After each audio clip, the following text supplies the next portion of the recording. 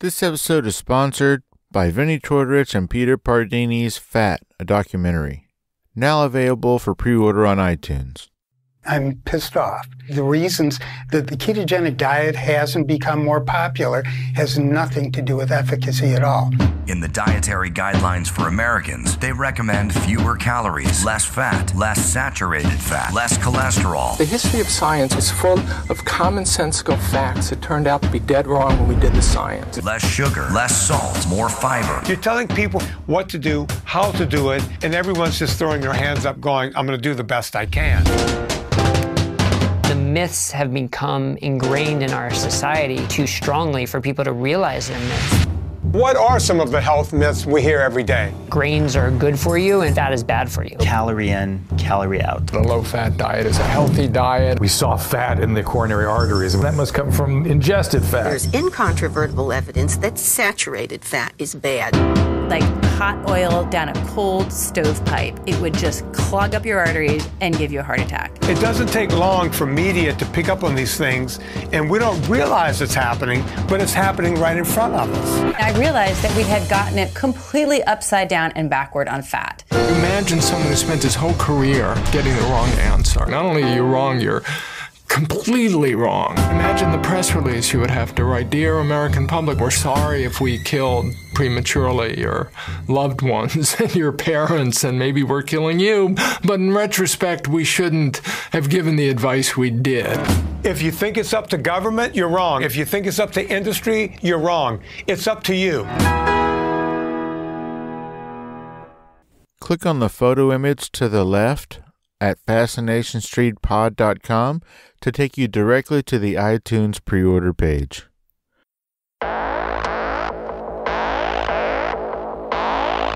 I believe that everybody has a story, and I'm fascinated to hear them. So come with me as we take a walk down Fascination Street. Welcome back, Streetwalkers. This episode is with Darcey Steinke. Darcey is the author of a new book called Flash Count Diary, Menopause and the Vindication of Natural Life. Now, before everybody turns it off because I said she wrote a book about menopause, listen to this episode. Besides talking about this wonderfully insightful book that both men and women can glean a lot from, we also talk in this episode about her time as a punk rock and roller. We talk about who her very first book editor was. It will surprise you. And we talk about the couple of times that she got to meet and interview Kurt Cobain. And finally, of course, we do talk about her new book, Flesh Count Diary, Menopause and the Vindication of Natural Life, which is available everywhere right now. And we talk about some of the things that caused her to research this book and some of the things that caused her to write this book. Plus, we talk about some of her own experiences with the change. So enjoy, folks. This is my conversation with author Darcey Steinke. Yeah, talk to me, yeah.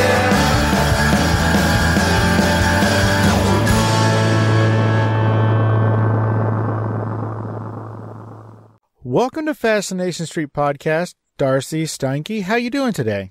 I'm great. Thanks for having me. It is 100% my pleasure. So, I was sitting on my back patio enjoying an alcoholic beverage with my lovely wife on Memorial Day.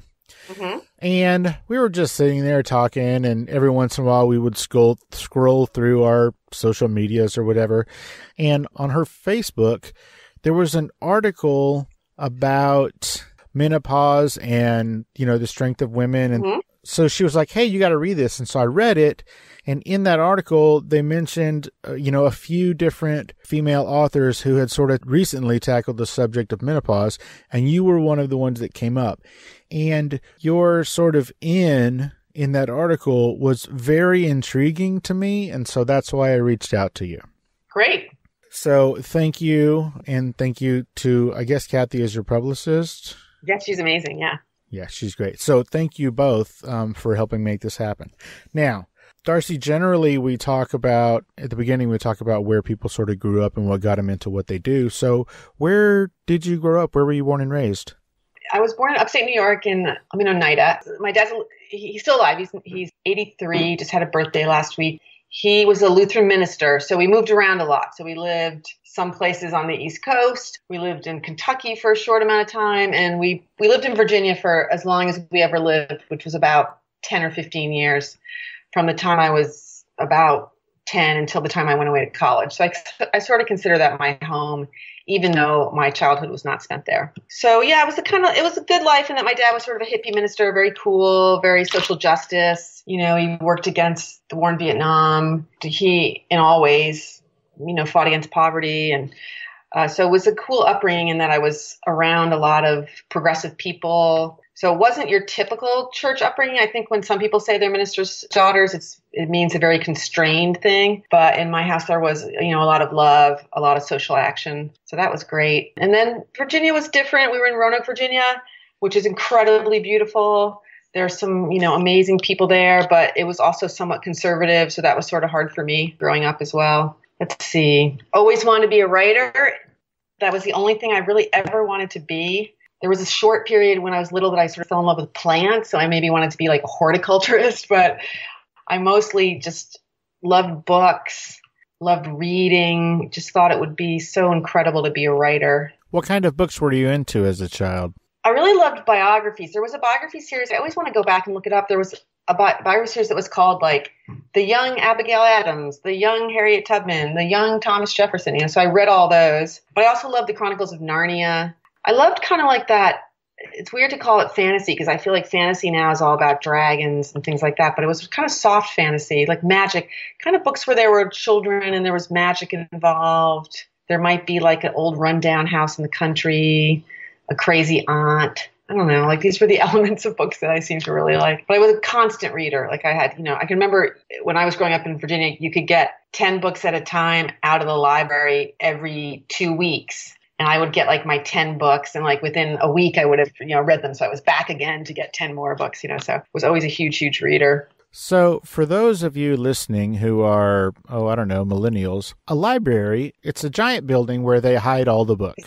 My daughter, she is mid-20s, and when those Harry Potter books were coming out, you know, she's right in that demo, and so we're a big Harry Potter family. But when those were coming out, you know, those books were, 1,200 pages or something like that. Towards the end, they got really, really thick.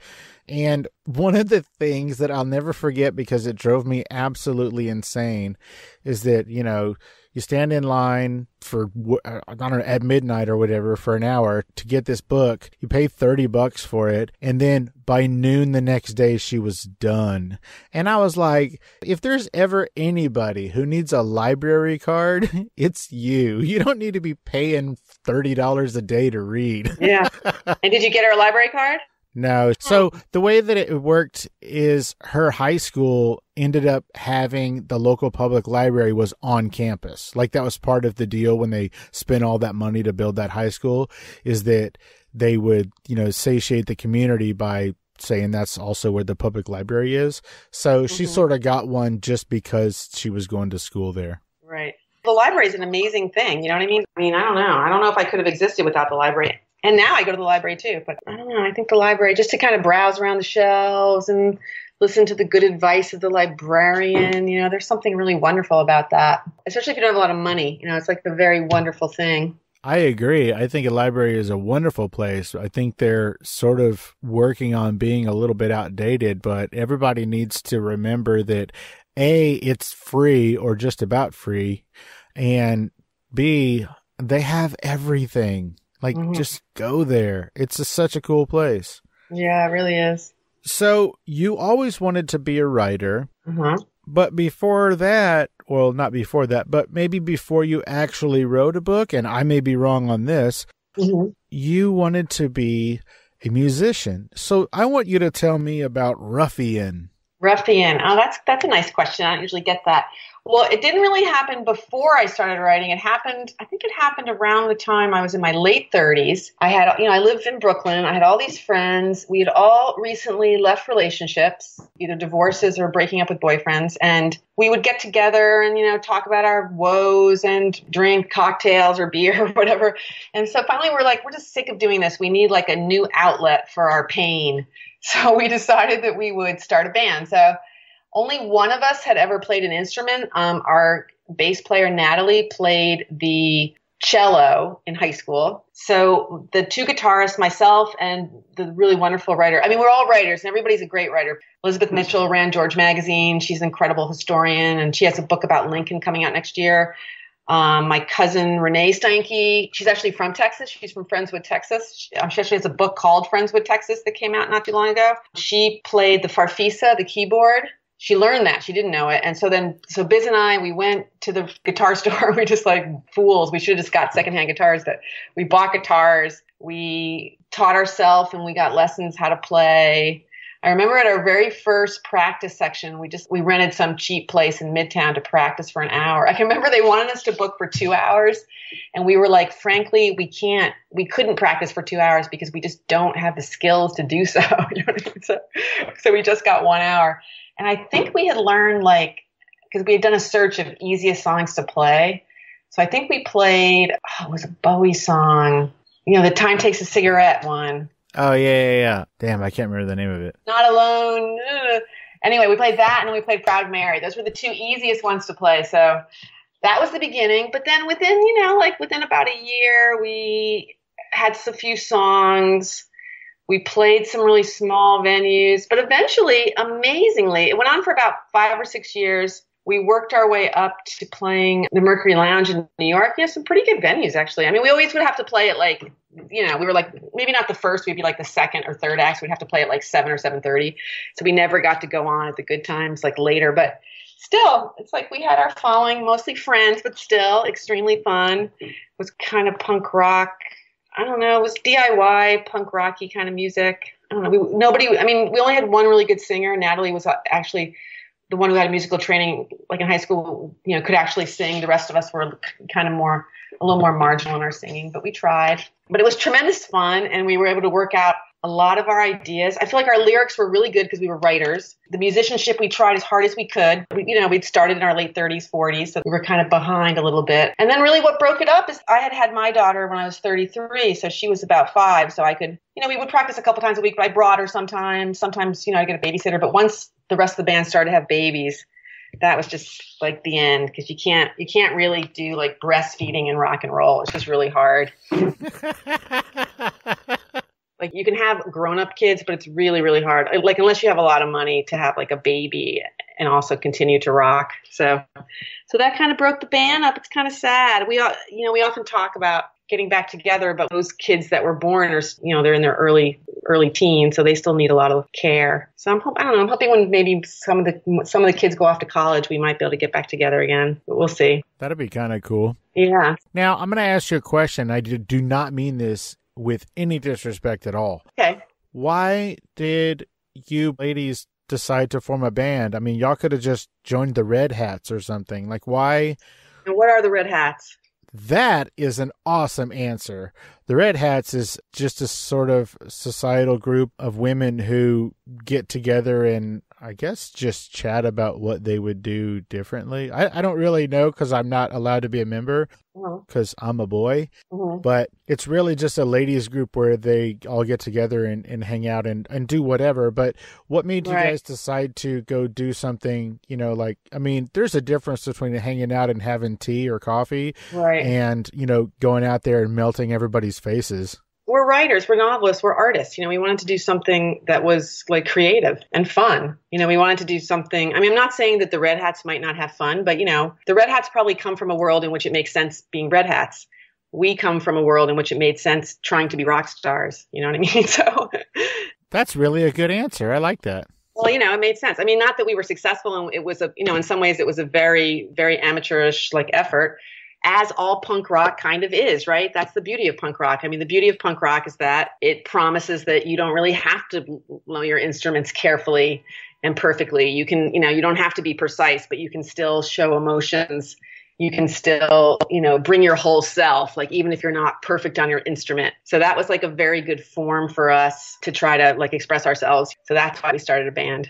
Well, it sounds like you ladies got what you wanted out of it. So in that sense, I would say it was successful. Yeah. I mean, we made an EP. We played around a bunch. We had quite a few people come to see us. It was fun. It's a great experience. Was your EP original songs or covers? Original songs. Yeah, we only did original material. Occasionally we would do a cover, but we did a Trog song. I can't remember which one it was, though. I think we did the Trog song in French, too, just to mix it up a little. What the hell? But then we did one other song that was a cover that was a hit, but I can't think. Oh, we did a Jonathan Richman, A Modern Lover song. We did She Cracked. Oh, okay. Such a great song. Such an amazing song. Thank you for that. That was really cool. Mm-hmm. So you have written, I think, 5 books before this one? I think this is my 7th book, actually. Oh, let's see here. 1, 2, 3, 4, 5, 6. You are correct. Yeah, I think it's my 7th. I'm pretty sure. So your first book was called Sister Goldenhair? That was my most recent novel. My first book was called Up Through the Water. Oh, good Lord. So I guess I just had the order wrong. So was Suicide Blonde second? Yes, very good. Okay. Ding, ding, ding. Sorry about that.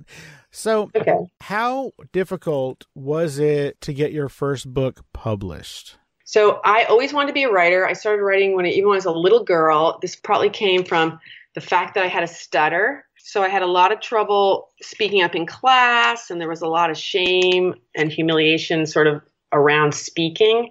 So that really drove me both to be a reader, but also to be a writer, to write in my journal. I remember often if I'd stuttered on something that I said in class or something that someone said to me, especially if they'd made fun of me, I would go back to my journal and I would try to write out what I would have said to them, if I could have, spoken fluently. So, this thing really drove me into wanting to write and being very interested in language. I always remember that, when I was a little girl and I was asked what kind of ice cream I wanted, I always really wanted chocolate, but the CH is really hard for a stutterer. So I would have to say vanilla because the V is very easy for a stutterer to say. So there were a lot of ways in which I was thinking about the sounds of words, the rhythms of words, just how to speak in a way that was fluent and graceful and lovely. And also trying to write language that was graceful, because I couldn't be graceful in real life, but I could be graceful on the page. So from a very young age, I started writing. So that meant that I wrote all through high school. I wrote in college. I went to graduate school and got a master's of fine arts in writing. So I was very lucky that my first book was published the year after I got out of graduate school. Oh, that's not true. So I went to UVA and got my MFA, and then I went to Stanford. And so my first book was published the year after I got out of Stanford. I think it was published in 1989. So I was lucky. One of my teachers thought that the manuscript I was working on was good, recommended me to their publishing house, which was Doubleday at the time. And then, the amazing thing happened that Jacqueline Kennedy Onassis was looking for manuscripts at the time, and she read my book and she liked it. And so she was my first editor. What the hell? Yeah, it's amazing, right? It's really incredible. Wait, hold on.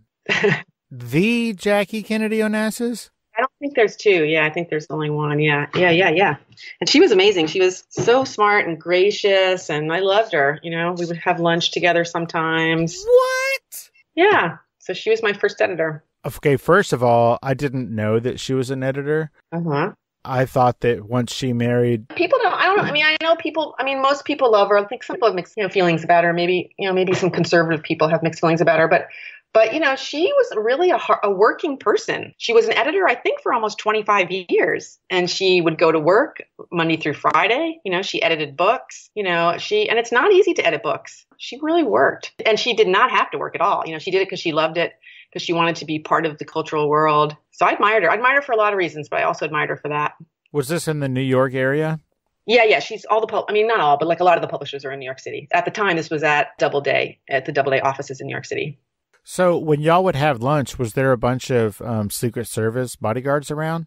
Not really, no. There might have been one sneakily at the front of the restaurant or something, but I never really noticed it. So I don't know. Wow. I'm not sure if they were so subtle you didn't notice them, or if she didn't have them at that point. This was probably 10 years before she died, long after she really wasn't in the public eye anymore, in the way that she had once been, so I don't know if she needed security. Well, that is fascinating. I think that is, if that was me, if I was you, I would, that would be the first thing I said whenever I introduced myself. I'd be like, hi, I'm Steve Owens, and my first book was edited by Jackie Kennedy Onassis, and we used to have lunch together.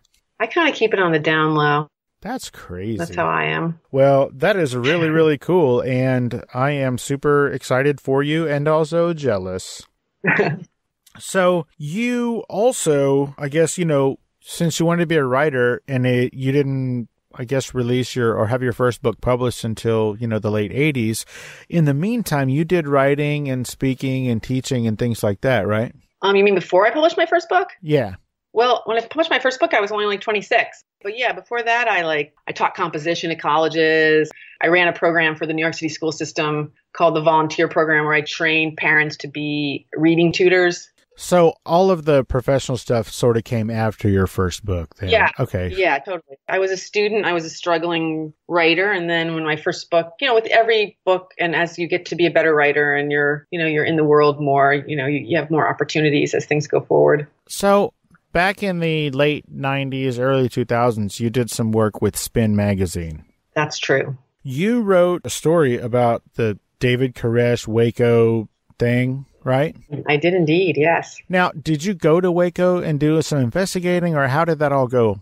Being a minister's daughter, I'm very interested in stories that have religious bent. Like, I wrote a bunch for Spin, but I wrote features and I did like rock star profiles as well. But I also wrote about Norwegian black metal and how they were burning down the churches. So in some ways, the Waco story was, had a religious bent, but it was also sort of a, very high, media story. So I was really fascinated by it. So I went twice during the siege. I went twice. I think once for 2 weeks and once for 3 weeks. I actually went home just before the ATF went in and firebombed the place and all that and tore down the buildings. Just a few days before that, I can remember being home at my apartment in Brooklyn and turning on the television. It's amazing to think that we even had televisions then, but like a television, and like right away seeing the footage of the compound burning. And it really upset me. Remember that.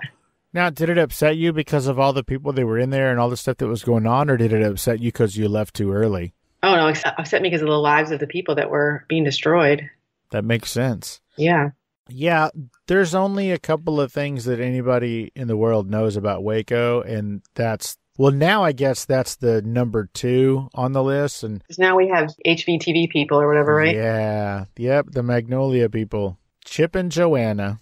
It's weird to think about that you have them, kind of like perfect couple with 5 children who rebuild houses. And then on the other end of the spectrum, you have these people who are also trying to make community, but in a way that America's not that crazy about, right? And then you have these images of like burning, burning houses, like life being destroyed. It's amazing that those two things are what, are encapsulated in Waco. I always find that to be really, like whenever I watch HTV, I'm always kind of like shocked by that those are the two Waco things.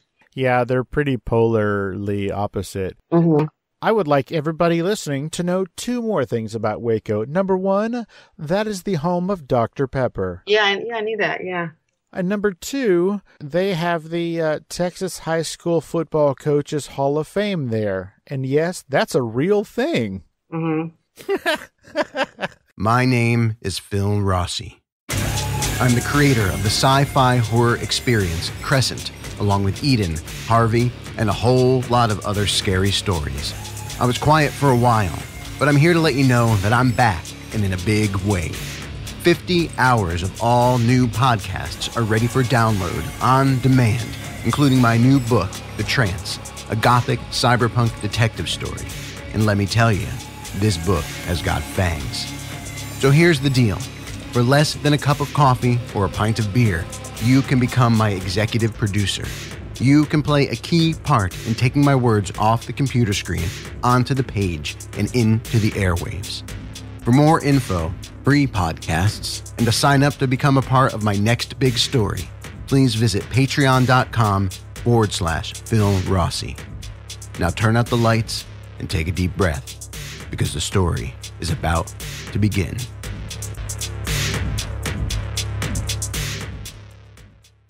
Tell me about the story that you did about Kurt Cobain. Was it about his death or about his life? I did the cover story for when like In Utero came out. I did the cover story. So he was alive still. I think he was alive for 6 months after that too. I think it was within this last 6 months or so of his life. Let's see. I was a Nirvana fan, definitely. Who wouldn't want to go interview Kurt Cobain?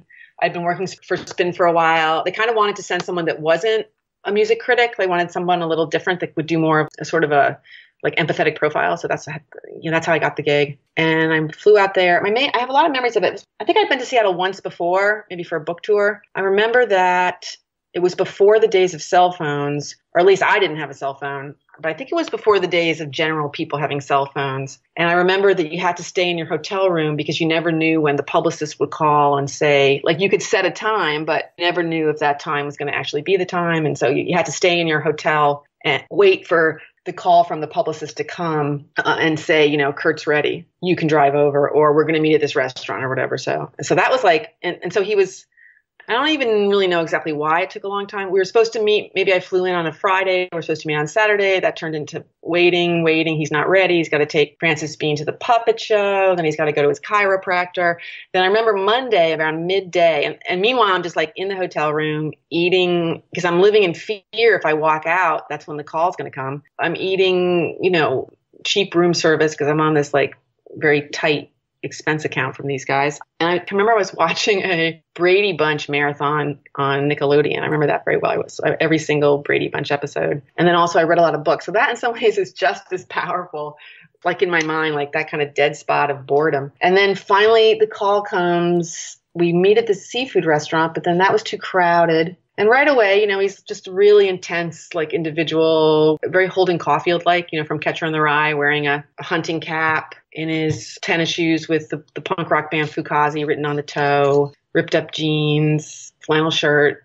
And then he wants to go to the Doghouse, which is this cool place they used to have in Seattle, but it got torn down. It was a hot dog restaurant in the shape of a doghouse. So we went in there. They were very familiar with the place. They loved it. The whole band was there. They all got two different two kinds of chili dogs. I'm like, but maybe Chris, the bass player, like he might have been a vegetarian. So then he was just eating cold slaw, I think maybe. But anyway, that was my first meeting with like the band. And then the next night I went over and basically stayed up all night and, you know, asked him about his life and his past and how he made the record and I was very interested in my piece about what he thought of fatherhood, you know, like, did he enjoy being a father? Was he frightened by it? And that's what surprises me, because I feel like the thing about In Utero, that I felt like there were some songs on there that really showed like a lot of growth and like a person who was afraid but who wanted to be a father, who wanted to see what life was like, you know, like who knew that marriage was hard and fatherhood was hard but wanted to strive forward.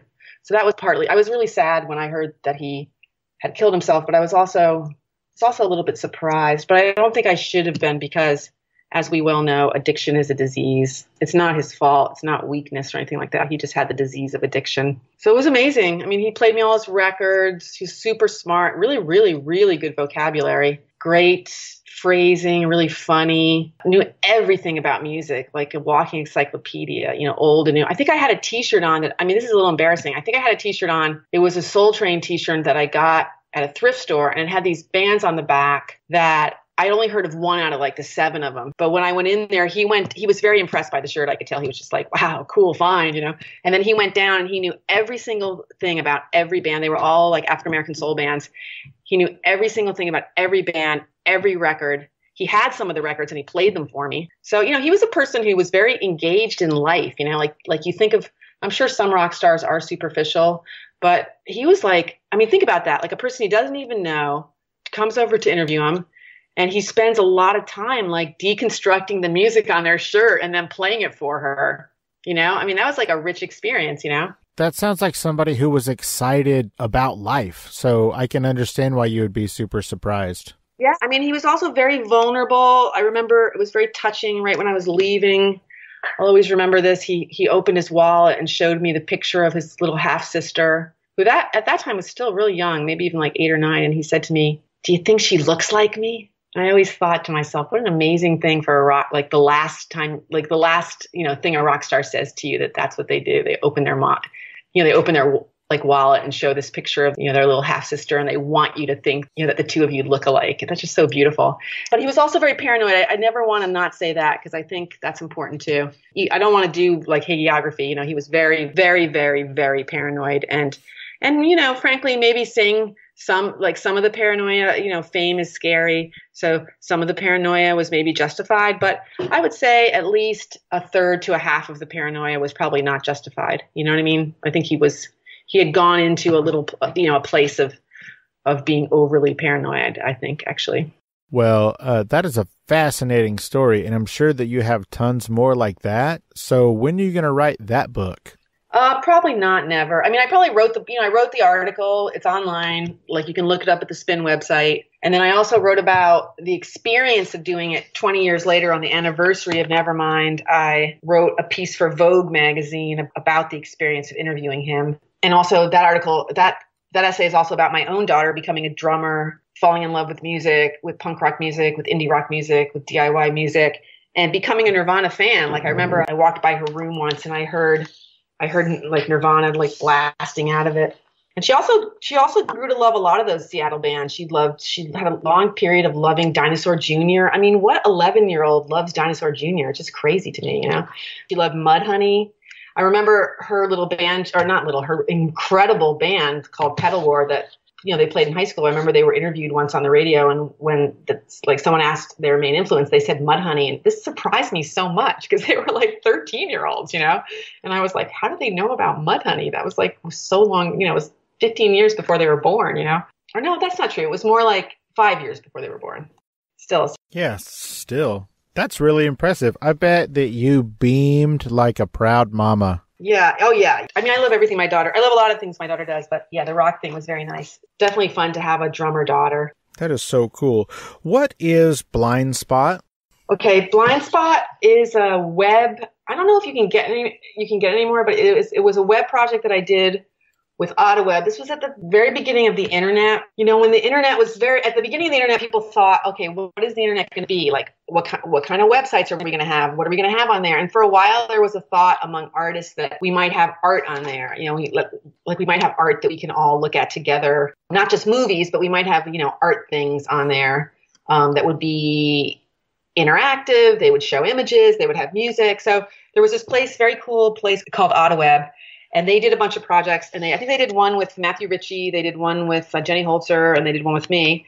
And they asked me to like write a story that would be kind of 3D. It was kind of a fairly typical postmodern interaction where there was like, I wrote the story, but then I also wrote, you know, in the story when there was a to-do list, men wrote out the to-do list, and so like you could link to the to-do list. I mean, I think if I looked at it now, I might just be like clunkety clunk clunk clunk. Like, it might not be that interesting, but at the time it was really cool because I could have little movies on it, I could have images on it, and they had some of the best web designers who have gone on to design like big things, like huge coding projects. But they were young then, in their early 20s, so they helped us to make something. So that's what Blind Spot is. And then I was lucky enough where it was I don't know if it happens anymore, but it was the 1 year that the Whitney Biennial, which is this wonderful thing, the Whitney Museum of Art, where every 2 years they have like, I don't know if it's 50 or 100 artists. They choose a few pieces by these artists and they show them in this big show, which is sort of like a survey of what's going on now. It's always very well curated, and they chose Blind Spot to be in that. And that was kind of revolutionary because this was supposed to be a new art form, you know what I mean? And then it was being chosen by this big museum, the Whitney. And so it ended up like, even though it was a side project in a way, it ended up getting a lot of attention.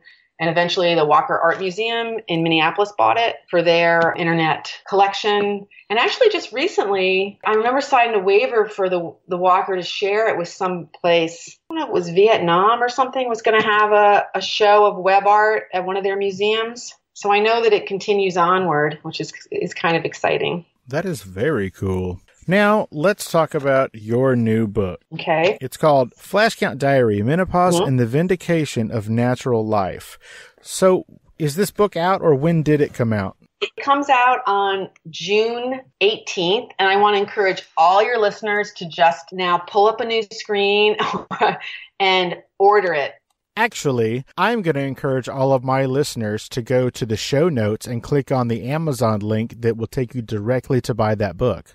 Yeah, please. That'd be amazing. Frankly, I want you to order it. So please do that now. Go get it, guys. And girls, but mostly guys. And girls, I think it would definitely be good for guys. Yeah, men need to read it, for sure. Yeah. So in the article that sort of piqued my attention, you sort of said that there was only 2 creatures on Earth that go through menopause, human women and female killer whales. Yes. How did you learn that? So this was maybe 5 or 6 years ago. My menopause was starting. So I was having hot flashes. I was up a lot at night, had a lot of insomnia, just not feeling like myself, sometimes sort of feeling very alienated from the world and even from myself. Feeling like also like I didn't really like the way that the world portrayed menopause, that it was all about dried up older ladies. And I just could find very few things that were positive about the later stage of female life.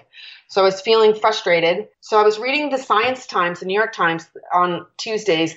The New York Times has this wonderful section called the Science Times where they have articles about new science, like new discoveries in science and like doctors writing about new discoveries in diseases. It's my favorite section of the New York Times. And there was a little article in there and it said that scientists had just discovered that through studying the southern resident whales who live in the Salish Sea right off of Seattle, which, we're talking about Kurt Cobain, like in the San Juan Islands, the females go through menopause, a sharp menopause around 55. And then the amazing thing that really thrilled me is after they go through menopause at 45, they become the leaders of their pods. And what a killer whale pod is, it's a full family. So it's like, usually it's the leader, the post-reproductive pod leader, the 45 to 100-year-old, female whale, her sons, her daughters, maybe her sister, there might be like younger sisters, so it's a whole family group of between 15 and 50. So the fact that the postmenopausal whales were leaders really thrilled me too. So this fact just blew my mind, and I downloaded the articles. The essay was based on an article by Dr. Darren Croft, who's a professor of animal psychology, I think at the University of Exeter in England. So I downloaded his article in Nature, the science magazine Nature. I read that. I read everything I could about killer whales. I started to watch killer whales on YouTube, killer whales in the wild. And also I got sort of obsessed also with some of the older female captive killer whales as well, because I'm very against captivity. I don't think cetaceans, whales and dolphins should be kept in tanks. I think it's extremely wrong. So, and then I also started to read about the southern residents, and it just grew and grew. I started to listen to, there's an underwater hydrophone off of Harrow Strait on San Juan Island, which is just, I think it's like 50 or 60 miles from Seattle. You have to take a ferry there, and it's underwater and not often, but maybe in high season, maybe like every day or every other day, you can hear the whales on my computer because there's a live stream of it. Just got completely fascinated. And so I started to think to myself, these creatures, and particularly J2 Granny, who's the oldest, she sadly died in 2016. But when she died, she was 105, and she was the matriarch of K-pod, L-pod, and J-pod. So she was the head of all the whales, basically. So I started to think to myself, she's the one I need to follow, really. Like, it doesn't really matter that she's a whale. Like, she's the most inspirational menopausal creature that I have been able to find. You know what I mean? So, of course there is like, Ruth Bader Ginsburg, and, there are some humans, but I just got really inspired by the idea of this post-reproductive whale just leading, So I ended up deciding I would write a book about it. And then I would write a book about menopause, but the arc of the book would be about my obsession with the whales and my eventually going to see the whales. Like, I eventually got to see the whales from a sea kayak, like in the Salish Sea during my visit there to the waters off of Seattle. And that would be the arc of the book. But I would also talk about, the gender move, a little bit of gender switching, and how I found that really exciting. Like, I don't find that negative at all, And then I decided I would write about female anger. I decided I would write about my mother and her menopause and what that was like for me. I decided I would write about other animals. I visited many animals. I visited a lot of animals in there. They don't go through menopause, but they're middle-aged animals. So I visited Ambika in the National Zoo, who's a 68-year-old elephant. I think she just celebrated her 70th birthday, actually. And I also visited I talked to the Kolo's keeper, the primate keeper. She actually died recently, but she was the oldest gorilla, like in captivity. I went and saw a horse at a horse sanctuary who had a hysterectomy and had gone through, basically gone through menopause, was in menopause. I did end up interviewing about 100 human women, but I also did a lot of work on other creatures too. I tried to understand the middle age of other creatures too, creatures that were not human. So what made you decide to delve into the post-reproductive lives of all of these different animals? What were you looking for? I wanted to feel that I was an animal too. The book is a lot about me accepting that I'm an animal. Not unlike an elephant or a whale. And it was an effort to try to feel like a creature, to try to feel like the creature that humans are, like not that different than other animals and creatures on the earth. Very interesting. Before you went through menopause, what had you learned or what had you been told about menopause, and how was that different from your actual experience of menopause? Well, I think like a lot of women going toward it, I didn't really think it would affect me because I eat fairly healthy. I exercise a lot. I just didn't think it would faze me, but of course we're human. We live in bodies. And of course we have to go through the life cycle. I don't know what I was thinking, So I didn't really know that much. There was a lot of shame when my mom went through it. She wasn't a person that could talk about things very easily. So I really didn't learn anything about it from her at all, except for that it was really hard. I would see her have hot flashes and become upset and everything. Yeah, that would be my main touchdown. So I didn't really know much at all. Of course, I started to read things about it, like once it was happening to me, because as a writer and a reader, that's what I do is I like to find people to talk to, but if I can't find people, then I'll read books. So I check around for books. Good book I like is The Change by Germaine Greer. It's a sort of philosophical, like literary criticism book about the change in books. And I don't know, I just thought that was a very smart book and very positive about the change and very deep, talking about the spiritual change of the process. I also like a novel by the French writer Colette called Break of Day, which is also very sort of positive. It's not overly positive because it's really about the body. So it's very real, but it's also very true in that there isn't tons of negativity. The books I really did not like were, for instance, The Sexy Years by Suzanne Summers.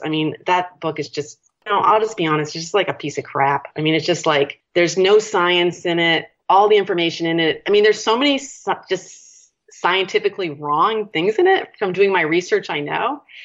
And then there's so much like false positivity. And there's also a lot of, she's very much fear mongers. Like she very much sort of says like, oh, if we don't stay young, if we don't continue to look like we did when we were fertile women, claw back our youth and our fertility, at least as artifice, then our husbands are going to leave us, And like, I just think that is so wrong. And I just find that to be just offensive, deeply offensive.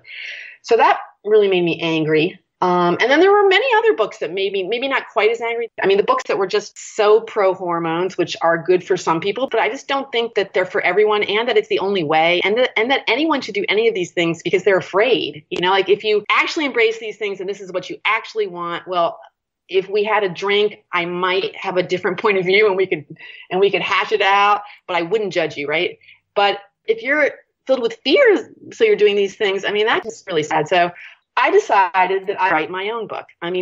It being inspired by the whales, by the post-reproductive matriarchs, I was like, I'm going to do some serious scientific research about, menopause and hormones as well. And I'm going to kind of lay out my lived experience. And I'm not going to sugarcoat it. I think there's even some physical gains, frankly, but there's definitely some emotional, like intellectual and spiritual gains. There's no doubt about that.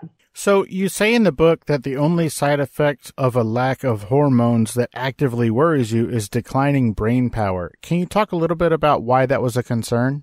Yeah, well, that would be my one thing that I talk about this in the book, but I really can't go on hormones because my mom had breast cancer. And there's still, while percentage-wise slight, the link between estrogen supplements and cancer is completely confirmed. So while it's slight, when it happens, it's also confirmed. So I just didn't feel like I could take that chance. But when I thought about my own menopause, keeping a lucid and alive brain is very, very important to me, But in my research, I found, I really found that because I read a lot of articles and I talked to a lot of doctors who do neuroscience and, who evaluate menopausal women and do studies and stuff. And many of them were honest and just said, the thing about judging how well somebody does on a memory test or a neural test like in menopause is that while there could be some neural synapses that aren't making it, cognition actually also has to do with intelligence, memory, how excited you are to be alive.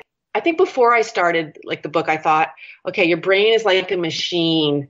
And if that machine starts breaking down, your brain is going to be in trouble. But that's not really how it is. It's more like there's so many things that go into the chemical responses of your brain and your mood and what you're eating and, all these things, like how engaged you are in your work and your relationships, that I really realized that it's not simply like someone should take hormones to make their brain better. Not any person ever said that to me, except for people who are trying to sell hormones, so. Hey guys, I just wanted to pop in right here to let you all know that I'm having a contest. Whoever posts this episode with Darcey and gets the most likes, I will pick that person and send them a copy of her new book in hardcover. Post early and post often. I'm going to give it 1 week, and then I'm going to pick the winner of whoever has the most likes and retweets. And you'll get that book. Now back to the show. So why should women read this book? Well, I would like women to read it. I would like men to read it too. I mean, I would like everyone to read it. We'll get there, but why specifically women first? And then I'll ask you why men. And I would say women of all ages too, not just, I mean, it'd be amazing if older women could read it, but it would also be amazing if younger women could read it too. I feel like the writing of it was a real act of desperation for me, you know, trying to figure out, it was a real, I mean, the phrase like a journey, a lot of people say it, but it was like a real journey through menopause, trying to understand what was happening to me, you know, doing a survey of what's out there book-wise, you know, trying to figure out what the culture thinks. So it was a real journey for me moving through it and writing it and trying to express, you know, what it was like for me. So I feel like, you know, my hope is that women will feel seen by the book, you know, that their experience will be mirrored by my own experience. That would be my kind of most, you know, deepest hope, is that women would be able to recognize themselves in my own story. That's a great answer. And what do you hope that men might get out of this book?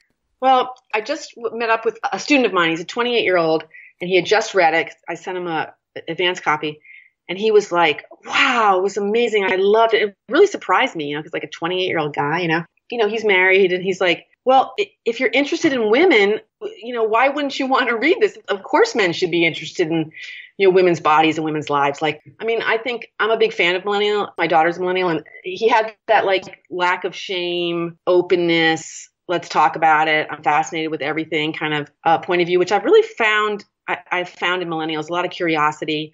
So I thought that was a good answer. I guess I'm going to give you the answer back. I feel like if you're interested in women, whether you're partnered with a woman or not, if you're interested in women and their life cycles and their bodies and what their life is like for them. I mean, I find often that men are more interested in puberty, partly because women come into their sexuality then. And so, of course, they're interested in that. And then they're also interested in birth because, you know, they have part of that too. Their baby's going to be born. They're interested in motherhood because, you know, everybody wants their child to have a mother, but they're not that interested in menopause because it doesn't feel like there's anything in it for them. And I would like to kind of counter that. Like, I think that's really wrong. I actually feel like when a woman comes out of the cycle, when she's less interested in domestic things, you know, she doesn't have to, maybe she has less motherhood chores. Maybe she has to work less. It's very hard to prop up her femininity. She has to work hard. You know, she doesn't feel like she has to work so hard to prop up her femininity. She will actually have more time for the man in her life. You know what I mean? And she'll be a more authentic person and a truer mate. So I'd like to make the argument that just like puberty and birth, there's a lot for men to be invested in female menopause. I would agree. I think that for millennia, men have been trying to understand women, and I think that this book goes a long way to help bridge that gap and help us figure you guys out. You know, that really helps me. That means a lot to me. I feel really honored and thrilled that you said that. Good. I'm glad to hear it. Darcey, tell everybody where they can find you on social media and if you have a website. I'm on Instagram. I think if you do Darcey Steinke, you'll be able to find me. Like, it's no weird name. It's just somehow based on my name. Like, it might be D Steinke. On Facebook, I'm just Darcey Steinke. And then I have a website, which is where everyone should really go for all this information. Okay, so the website is darceysteinke.com. And there's like an event page there. And I'm doing pretty extensive traveling. So especially if you live in the New York area. But I'm also going to be out in Seattle. And there's more things are coming up. I'm going to be at some of the book festivals. I'm pretty sure I'm going to be at the Texas Book Festival, like in Austin this year. So if you look on that, you'll see if I'm, you know, near to your town. I would love to meet you. And then if you look under contacts, all my social media is there. So the actual real deal is there. So you can figure it out. Fantastic. Thank you for that. Darcey, before I let you go, is there anything that we didn't talk about or I didn't ask you about that you wanted to talk about? I think the main thing is if you have a person in your life, whether it's your mother or your grandmother or your partner or your sister who's going through the change, you're going through menopause, just try to be really kind to them. You know, don't make fun of them. Like, don't make fun of them. Don't make fun of the fact that they're like having a hot flash and sweating. You know, maybe bring them a little ice pack from the refrigerator. Like, you know, that's what my husband does for me, you know. Just try to meet it with empathy. You know, think about it almost like someone's having a seizure in a way. You know, it's not something to make anyone feel humiliated about. So I'd like to end with that. I think that's really great. And when I said that, I think men should read it, it was along those lines, because instead of just going, like, let's just say your wife has a blow up or some reaction that you weren't expecting, instead of getting into an argument, being like, what the hell? If you read that, then you might have a little better understanding about why she's going through this and what she's going through. We'll never know for sure what they're going through, but I think reading this will help men empathize a little bit, at least, in that regard. I mean, also be gentle, be kind, but also ask questions, ask respectful questions. I mean, we're in this thing together, you know what I mean? Like a partnership is two people. Like you want to know if your partner's suffering, you want to know, you know what I mean? Right? Exactly. Well, for a successful relationship anyway. Exactly. Well, Darcey Steinke, thank you so much for taking the time to hang out with us and let us get to know you a little bit better on Fascination Street. And I hope you have a really great day. Thanks for having me. Thank you so much. Thank you. Bye, Darcey. Bye. As always, thanks for listening, Streetwalkers. And don't forget, follow the show on Twitter at FascinationSTPD, on Instagram at Fascination Street Pod. Follow the podcast page on Facebook at Fascination Street Podcast. And of course, you can always email me at fascinationstreetpod@gmail.com. And if you haven't already, don't forget to hit the like and subscribe button and rate us on iTunes. For the next 3 months, everybody who rates and reviews the show and sends a screenshot to fascinationstreetpod@gmail.com will get a free surprise gift mailed to them. Every single one of you. So do it. Thanks, Streetwalkers. Opening music is the song Magnolia from the 2014 album Intransigence, used with permission from Douglas Miles Clark. Closing music is Apollo from the 2001 album Into the Known by the band Sapphire. Thanks for hanging out with us and getting to know a little bit about our guest. We'll see you next time on Fascination Street.